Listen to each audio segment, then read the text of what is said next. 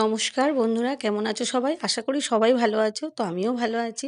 তো আজকে আমি তোমাদের একদম অন্য পদ্ধতিতে একটা মুরগির মাংসের ঝোল করে দেখাবো। একদম অন্যরকম পদ্ধতিতে। মানে সে একদম অনেক দিন আগে আমি একবার কাকদ্বীপ নামখানায় আমাদের একটা আত্মীয় ছিল, সেখানে গিয়েছিলাম। তো সেখানে একটা একটা দিদা রান্নাটা করেছিল। তো সেটা দেখে আমি একটুখানি, অবশ্য সেটা সব শিলে বাটনা মানে বেটেছিল আর কি, শিলনোড়াতে। তো আমি এখানে বাটনাগুলো একটু মিক্সিতে বেটে নিয়েছি, কিন্তু উনি শিলনোড়াতে বেটে উনুনে করেছিল রান্নাটা। তো সেটা আমি সেটা সেইরকম পদ্ধতিতেই আমি কিন্তু রান্নাটা মানে করেছি। আমি যেমন করি সাধারণত সেই পদ্ধতিতে কিন্তু করিনি। তো আমার 700 গ্রাম মাংস এনেছিল। মাংসটাকে আমি মুরগির মাংসটাকে ভালো করে ধুয়ে পরিষ্কার করে জল ঝরতে রেখে দিয়েছি। আর এই গাছটা দেখো বন্ধুরা, এই গাছটা আমি যত্ন করে ইট দিয়ে ভালো করে ঘিরে দিয়েছি। দিয়ে এবার মাটি দিয়ে জল দেবো। এটা হচ্ছে একটা কুমড়ো গাছ। আমি বসাইনি, এমনি থেকেই হয়েছে ওখানে। আর মাংস দেখো 700 গ্রাম। আর মশলা কী কী লাগছে দেখো: টমেটো কুচি, পেঁয়াজ কুচি, হলুদ গুঁড়ো, লঙ্কার গুঁড়ো, সর্ষের তেল, আর হচ্ছে এই যে আলু ডুমো ডুমো করে কেটে নিয়েছি। আর হচ্ছে এটা আমি হ্যাঁ, এই যে মশলাগুলো দেখো: আদা লাগছে, রসুন লাগছে, জিরে, ধনে, কালো মরিচ, আর হচ্ছে কয়েকটা কাঁচা লঙ্কা। এইগুলো আমি হচ্ছে মিক্সিতে কিন্তু পেস্ট করে নেবো। আমি যখন ওই রান্নাটা খেয়েছিলাম, ওই দিদা কিন্তু সমস্ত শিলনোড়াতে বেটেই কিন্তু রান্নাটা করেছিল। ওনাদের আবার হচ্ছে মাটির দোতলা বাড়ি ছিল, মানে আমি বেড়াতে গিয়েছিলাম ওখানে। তো দিদাটা এত ভালো রান্নাটা করেছিল, আমার মানে দারুণ সুন্দর লেগেছিল। খুব পুরোনো দিনের রান্না। আর উনি ওনার মতো করেই করেছিল, মাটির উনুনেতে করেছিল। কিন্তু আমি তো মাটির উনুনে রান্না সেইভাবে করি না। তো সেই জন্য গ্যাসেতেই করলাম, চেষ্টা করলাম ওরকম ধরনের করতে কিছুটা। তো এই যে মিক্সি থেকে আমি সব বেটে নিলাম। উনি শিলনোড়াতেই সব বাটনাগুলো করে নিয়েছিল। তো আমি শিলনোড়াতে করি মাঝে মাঝে, কিন্তু আজকে আমার এত দেরি হয়ে গিয়েছে, আমি সমস্ত মিক্সিতেই বেটে নিলাম। আলুটা দেখো বন্ধুরা, ডুমো ডুমো করে কেটে নিয়েছি। আলুটা পরিষ্কার করে নিয়ে তারপরে হচ্ছে হলুদ দিয়ে আমি আলুটাকে একটু ভেজে তারপরে তুলে রাখবো। তো দেখো বন্ধুরা, বাটা মশলাগুলো কিন্তু আমার সবই হয়ে গিয়েছে। রসুন বাটা, আদা, জিরে, ধনে, তারপরে কালো মরিচ একসাথে বেটে নিয়েছি। আর ওদিকে কাঁচা লঙ্কা আর টমেটোটা একসাথে পেস্ট করে নিয়েছি। তো এবার দেখো বন্ধুরা, এই আলুটাকে আমি তুলে নেব। এবার কড়াতে কিছুটা পরিমাণ সর্ষের তেল দিয়ে দিলাম।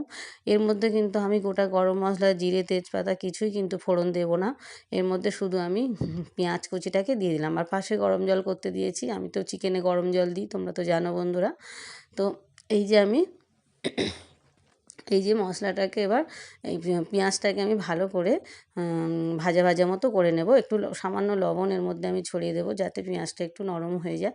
তো দিয়ে তার মধ্যে ভালো করে নাড়তে নাড়তে আমি রসুনটা আগে দিয়ে দেবো। রসুন বাটাটা আগে দিয়ে ভালো করে আমি ভাজা ভাজা মতো করে নেব। ভালো করে এই যে দেখো বন্ধুরা, অনেকক্ষণ ধরে কষিয়ে নেব রসুনটাকে। বেশ যতক্ষণ না রসুনের কাঁচা গন্ধটা চলে যায়, অনেকক্ষণ ধরে রসুনটাকে আমি কষিয়ে নেব। এইটা দেখো, কাঁচা লঙ্কা টমেটো পেস্ট করে নিয়েছি, কালারটা কেমন হয়ে গিয়েছে। তো এই যে ভালো করে রসুনটাকে আমি কষিয়ে নিলাম। এবার আমি ওই যে জিরে, ধনে আর আদা আর একটু কালো মরিচ আমি একসাথে পেস্ট করে নিয়েছিলাম, সেটা আমি এর মধ্যে দিয়ে দিলাম। তো বন্ধুরা, আজকে কিন্তু মাংসর ঝোলটা সম্পূর্ণ অন্যরকম খেতে হয়েছিল। কালো মরিচটা দেওয়ার জন্য এর স্বাদটা দ্বিগুণ বেড়ে গিয়েছিল। অন্যরকম পুরো হয়েছে, একদম অন্যরকম। আর এটা কিন্তু কাঁচা লঙ্কা আর টমেটো বাটাটা, সেটা ওই দেখো টমেটোর যে লাল ভাবটা থাকে, সেটা কিন্তু আর মানে ছিল না, মানে ওই কাঁচা লঙ্কার মতো কালারটা হয়ে গিয়েছে। তো এবার সমস্ত মশলাগুলোকে আমি খুব ভালো করে কষিয়ে নেব। বেশ অনেকক্ষণ ধরে কষিয়ে নেব। তারপর আমি এর মধ্যে 2 চামচ জিরে, 2 চামচ হলুদ গুঁড়ো দিলাম। আর 2 চামচ, 2 চামচ না, 3 চামচ মতো শুকনো লঙ্কার গুঁড়ো আমি এর মধ্যে অ্যাড করে দেবো।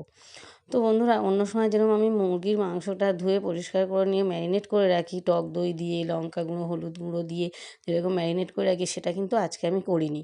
আমি শুধুমাত্র ধুয়ে পরিষ্কার করে জল ঝরতে রেখে দিয়েছি। আমি কিন্তু এর মধ্যে আর কোনো রকম কিন্তু ম্যারিনেট করে রাখিনি মাংসটাকে। আজকের একদম আমি ওই দিদার মতো করে করতে চেয়েছি। তো টেস্ট পুরো অন্যরকম হয়েছে। আমি যেমন করি তেমন কিন্তু টেস্ট হয়নি, টেস্ট পুরোই আলাদা রকম হয়েছে। তো এই যে ভালো করে কষিয়ে নিলাম, নিয়ে এবার আমি এই যে মাংসটাকে আমি দিয়ে দিলাম। মাংসটা 700 গ্রাম ছিল, খুব বেশি না। তো এবার ভালো করে আমি মশলার সাথে কষিয়ে নেবো। বেশ অনেকক্ষণ ধরে আমি কিন্তু এই মশলাটার সাথে আমি চিকেনটাকে কষিয়ে নেব। এর মধ্যে কিন্তু আজকে আমি চিনি দেব না। অন্য সময় আমি চিনি দিই, কিন্তু আজকে কিন্তু আমি এর মধ্যে কোনো চিনি অ্যাড করব না। আমি ভালো করে আমি কষিয়ে তারপরে আমি ওই গরম জলটার সাথে অ্যাড করে দেবো। তো বন্ধুরা দেখো, রান্নাটা কিন্তু সম্পূর্ণ আলাদাভাবে আমি করছি। আমি যেমন করি সাধারণত সেইভাবে কিন্তু করছি না। আমি তো তেলের উপরে অন্য অনেক কিছু দিই, গোটা গরম মশলা, জিরে, তেজপাতা এগুলো ফোড়ন দিই। তারপরে হচ্ছে টমেটোটাকে আমি ডুমো ডুমো করে কেটে নিই বা টমেটোটা আলাদা করে পেস্ট করে নিই। কিন্তু আজকে আমি টমেটো, কাঁচা লঙ্কা একসাথে পেস্ট করে নিয়েছি। তারপর অন্য সময় মাংসতে কিন্তু আমি ওই যে কালো মরিচ, যেটা হচ্ছে আজকে বাটা বেটেছি, সেটা কিন্তু কালো মরিচটা কিন্তু আমি কোনো সময় দিই না।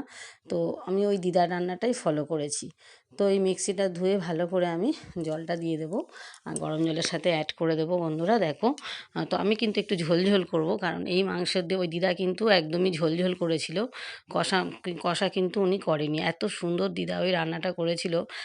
ওনার মতো হয়তো অত ভালো আমার হবে না, সেটা আমি জানি, কারণ আমি গ্যাসে করছি এবং মিক্সিতে সব বাটাবুটি করেছি। তো আমার কিন্তু ওনার মতো হবে না। উনি যেরকম সুন্দর পদ্ধতিতে করেছে, সম্পূর্ণ নিজে হাতে সমস্ত শিলনোড়াতে বাটনা বেটে উনি করেছে। তারপর দেখো বন্ধুরা, আমি যেহেতু একটু ঝোল ঝোল রাখবো, তো আমি দেখলাম আমার আলুটা আর মানে মাংসটা আমার কিন্তু সেদ্ধ হয়ে গিয়েছে। তো আমি এর মধ্যে এবার গরম মশলা ছড়িয়ে দেব। তো উনি কিন্তু ওই দিদা গোটা গরম মশলাটা শিলনোড়াতে কিন্তু বেটে তারপরে দিয়েছিল। তো আমি এখানে তো মানে সব বাটিনি, আমি হচ্ছে এটা গুঁড়োটাই দিয়ে দিলাম। তো এই যে গরম মশলা দিয়ে, আজকে আর ধনেপাতা দিলাম না, কসুরি মেথি টেথি কিছুই দিইনি। আমি ওই দিদার মতোই ফলো করেছি। তো কিছুটা হয়েছে ওনার মতো, অতটা ভালো হয়নি, ওনার মতো কিছুটা খেতে হয়েছে। তো দেখো বন্ধুরা, কেমন লাগলো রান্নাটা। তো সবাই ভালো থেকো, সুস্থ থেকো, সাবধানে থেকো। তো